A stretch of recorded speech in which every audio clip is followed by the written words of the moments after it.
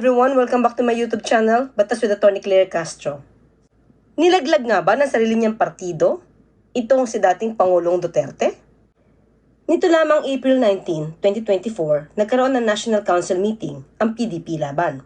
Sa meeting na ito, inamin ni Senator Bato na nagkakaroon na ng mass exodus o lipatan ng mga miyembro patungo sa ibang partido.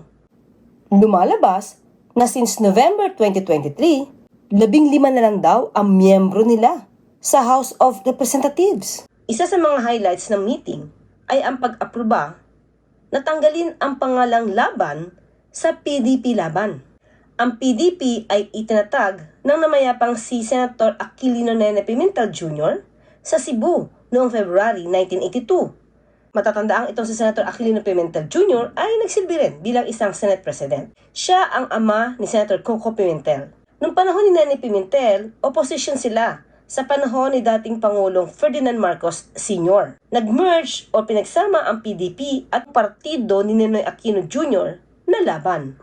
Kaya ito ay tinawag na PDP laban. Nung nanalo si dating Pangulong Duterte bilang presidente, itinaguyod siya ng PDP laban. Sa ilalim noon ni Senator Coco Pimentel. Noong panahon na yon, ay dumami ang miyembro nito at talagang naging aktibo. Kasamang miyembro rin dito si Senator Manny Pacquiao. Pero hindi na iwasang magkaroon ng alitan ang mga kaibigan ng miyembro ng PDP laban, mga kasangga ni dating Pangulong Duterte at yung mga kasangga naman ni dating Senador Manny Pacquiao. Nagsimula kasi ito nung pansinin ni Senator Manny Pacquiao yung ginagawa ni dating Pangulong Duterte patungkol sa West Philippine Sea. Umpisa po natin para lang po masukat natin kung saan kayo nagtutugma. Nagugustuhan niya po ba how Malacanang is handling the current Senate hearings on the procurement and on the scandals surrounding Farmally? Alam mo, yun nga, pakiusap ko sa Pangulo na hayaan niya yung mga tao na imbestigahan, huwag niyang depensahan. Kasi tungkulin naming mga babatas na mag-imbestiga in area of legislation, tanungin ang dapat tanungin. Dahil karapatan din namin magtanong. At binoto din kami ng Sambayan ng Pilipino. At pangalawa ay ang hiniling ko lang naman na hindi porket kasama natin ay itolerate natin yung mga masamang gawain. Nung sinasabi kong maraming korupsyon, may korupsyon sa ating gobyerno, ang tanong ko, wala ba? Wala bang korupsyon? Pag sinabi mo sa'yo wala bang korupsyon, pag may nagsabing walang korupsyon sa gobyerno, ang masasabi ko ay baka psychologically imbalanced na yung tao na yun magsasabi na walang corruption. There is a lot of corruption in the government right now. At ako mismo saksi at nakikita ko kung paano nila ninanakaw yung pera. Hindi lang siguro ito ngayon, pero ang tagal ng panahon, kaya tayo walang pagbabago, walang asensyo ang ating bansa. At yan ang pinaka-cancer ng ating bansa, yung corruption. At ang pangarap ko, ulitin ko lang, ang pangarap ko, makita lahat ng mga kawatan magsama-sama sa kulungan. Doon nga po, Senator, if you don't mind, quick follow-up lang. Kasi, kasi po, sabi nyo nga, gusto nyo makita na maayos ang pag-handle nito, wag natin iilagan kung may issue. Pero, alimbawa, sinabi nyo, kahit sino magsabing walang korupsyon, nabuang na yan. Parang wala namang maniniwalang walang korupsyon. Wala kayong tinutukoy doon. Pero ako itutukoy ko si Pangulong Duterte. Pagka sinabi, sa gitna nating lahat ng mga kontrobersya, ang sagot ng Presidente, huwag niyong pansinin ng COA. Ang sagot ng Presidente is, kung sino man tawagin ng Senado, huwag kayong pupunta. Kung tanungin kayo, huwag kayong sasagot. Ano po ang pananaw niyo on how President Duterte has so far handled these questions to his cabinet people and questions to the people closest to him? Kung yan ang sinasabi ng ating Pangulo, amindahan natin yung constitution natin. Alisin natin yung democracy. Palitan natin yung demokrasya sa komunist. Dahil yung sinasabi niya na huwag kayong pumunta doon, huwag kayong mali yan. Demokrasya tayo kailangan karapatan natin na mag-imbestiga, malaman ng taong bayan. Itong sinasabi ko, hindi ito pag-atake sa kanino man o kay sa Kapangulo. Agree ako sa mga ibang programa ng ating Pangulo na nakakatulong sa ating bayan, nakikinabang ang taong bayan. Wala akong problema doon. Pero pagdating sa mali, pasensyahan kahit na mga kaibigan ko, kapatid ko pa yan. Pero Mr. Senator, President, sir, in the end, yun ang nga sinabi ng Pangulo na huwag niyo pansinin ng COA, huwag niyo pansinin ang Senado, huwag niyo papuntahin yung mga cabinet officials. In the end, yun nga po ang sinabi ng Pangulo. So, sa inyo pong pananaw, sa inyong punto de vista, ano ho ba, yung Pangulo ba may pananagutan dito? Does he have any liability? O simple lamang na hindi niya alam ang nangyayari sa paligid niya? Ano hong inyong pananaw? Sa ganun niya, hindi ko naman in-involve ang ating Pangulo. No? Alam ko, pagkakala ko, hindi niya alam lahat ng mga nangyayari sa paligid. Pag ginagawa kasi niya yan ganyan, parang mag-iisip ang mga tao na, alam mo pala yung mga ginagawa nila, alam mo yung korupsyon na ginagawa nila kasi pinagtakpan mo, ayaw mo pa atinin doon, ayaw mo pa imbestigahan. Di ba? Ganun. At ang issue ng korupsyon, pati na yung pag-handle daw sa COVID-19 pandemic. Dumating din yung araw na kino-question ni Senator Manny Pacquiao yung mga unauthorized activities daw na pinangungunahan nitong si Secretary Cusi. So nagkaroon tuloy ng dalawang faction, Duterte Cusi wing at saka Pimentel Pacquiao wing. Ang ipinaglalaban dati dito ni Senator Nene Pimentel ay ang tatay nga niya, ang siyang nagtatag nitong PDP laban. Pero ang sabi naman ng kabilang partido o kabilang wing, mas marami daw silang naging miyembro. Kung dati nga daw ay hindi naman aktibo ang PDP laban at kukunti lang ang miyembro, sila daw yung nagpadami. Kaya sila daw ang may karapatan na humawak ng partido. Kaya natanggal na rin itong si Senator Coco Pimentel bilang vice chairman na nasabing partido. Kinatigan ngayon ng COMELEC ang Duterte Cusi wing na siyang may karapatan sa nasabing partido. Upheld already that the Cusi wing is the PDP Laban that is the ongoing party. Meanwhile, since the Supreme Court has not issued a restraining order, so we consider the in-bank decision of the COMELEC as final. But, siyempre, the COMELEC is also always subservient to whatever the Supreme Court will say. So, hanggang wala ang sinasabi ng Supreme Court, patuloy kami dahil kami na yung na-recognize na Cusi wing as the only PDP laban in existence. Thank you. Sa meeting na ito, nitong April 19, 2024, ay naaprubahan nila na tanggalin na yung pangalang laban sa PDP para matanggal na nga daw yung ugnayan ng partido, yung pangalan, kay Ninoy Aquino Jr. Dati rin nagsilbing senador at isa ring matatawag na matinding oposisyon sa dating Pangulong Ferdinand Marcos Sr. Kaya sa ngayon, ang pangalan nila ay PDP na walang laban. Ang isa pa sa napag-usapan at naitanong kay PDP President Jose Alvarez ay kung sinasang-ayunan ba nila ang pagtatawag at paghiling na magkaroon ng drug test ang ating Pangulo, si PBBM. Pero ang sabi niya, ang PDP chairman na si dating Pangulong Duterte ay may kalayaang sabihin kung anong nais niyang sabihin. Good afternoon po. MJ Mondihar at 79 News National. Sir, there have been a lot of rallies where our party chairman, former President Rodrigo Duterte, was speaking about issues against drug abuse of the current president.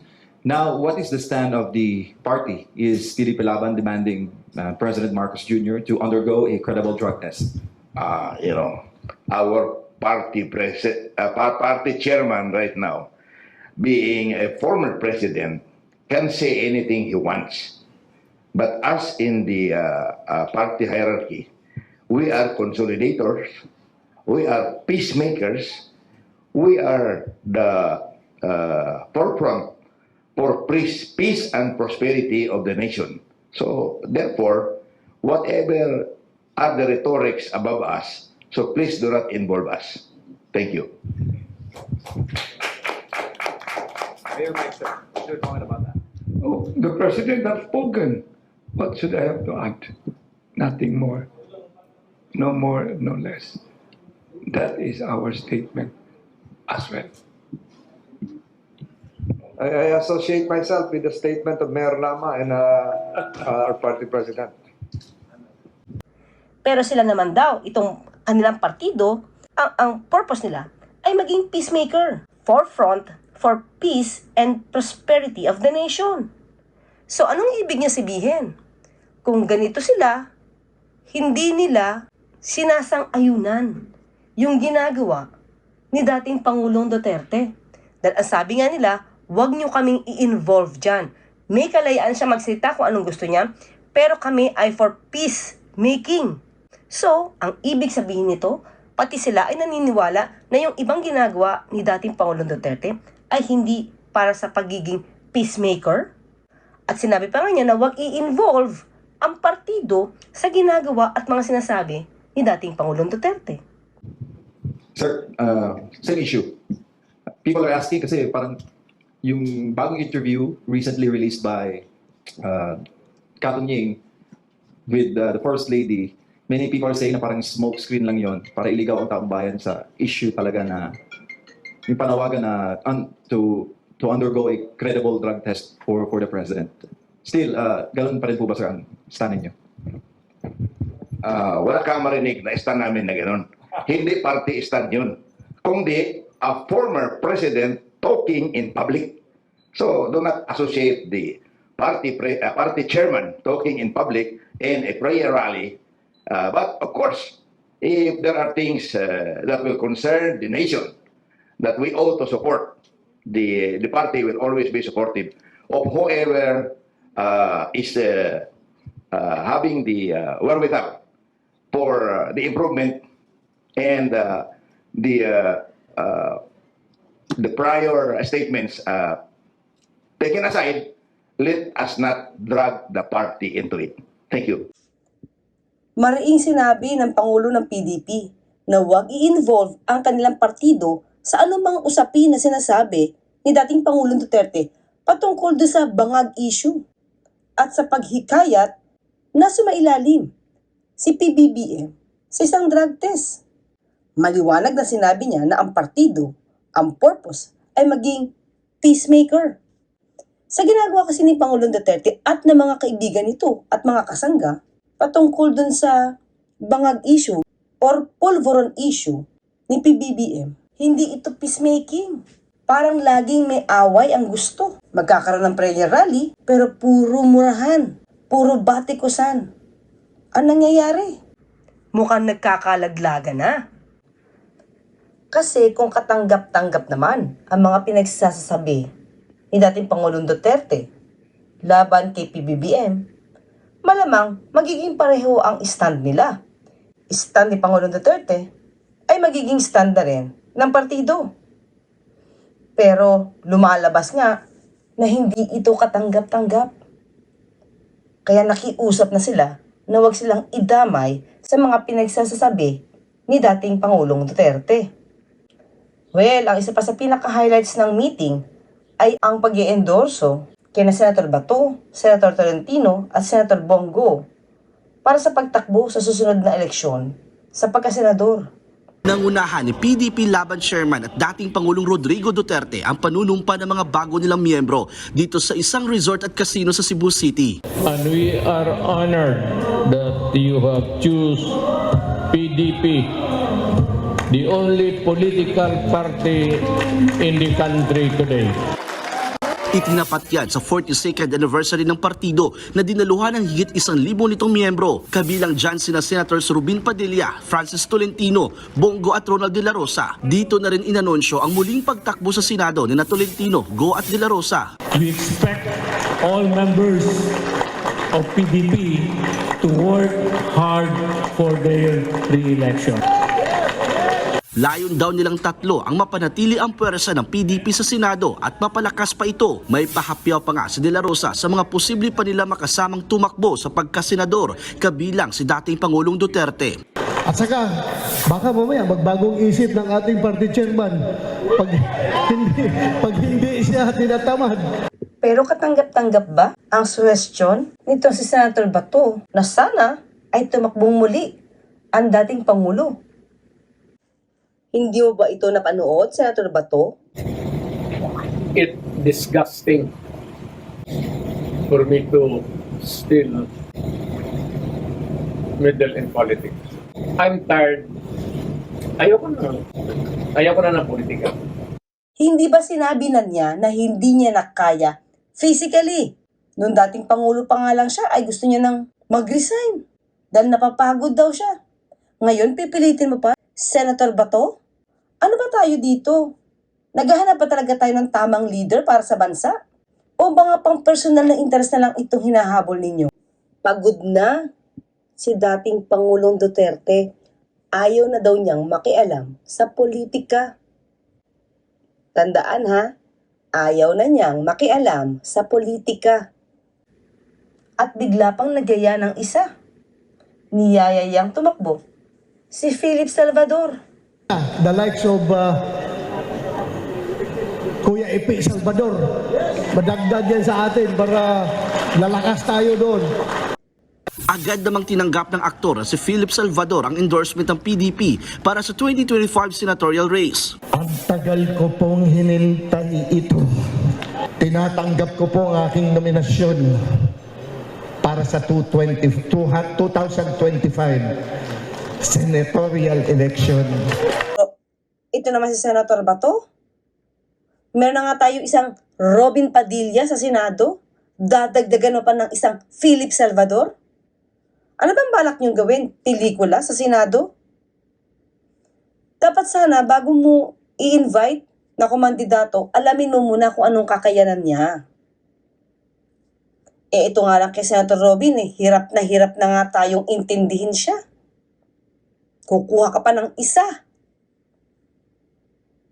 Ano na lang mangyayari sa bansa natin? Tignan mo muna kung anong kakayanan bago ka mag-imbita. Hindi porket artista, ilalagay mo na sa Senado. Iba ang trabaho ng pag-aartista, iba ang trabaho ng paggawa ng batas.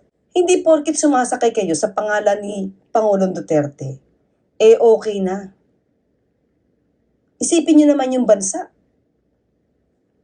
Aba, tandaan natin, parang sinabi rin ni Willie Revillame, natatakbo rin siya.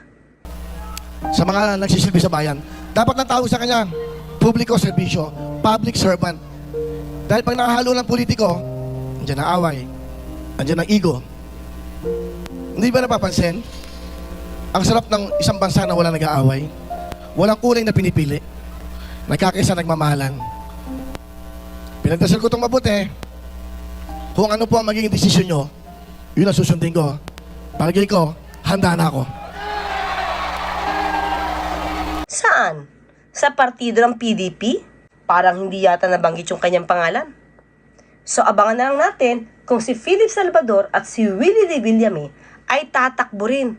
Kapag nanalo itong dalawang to, ano na kaya ang mangyayari sa ating Senado? Hanggang dito na lamang. Ako po sa Tony Claire Castro, nagpapalalang, huwag tulugan ang inyong karapatan.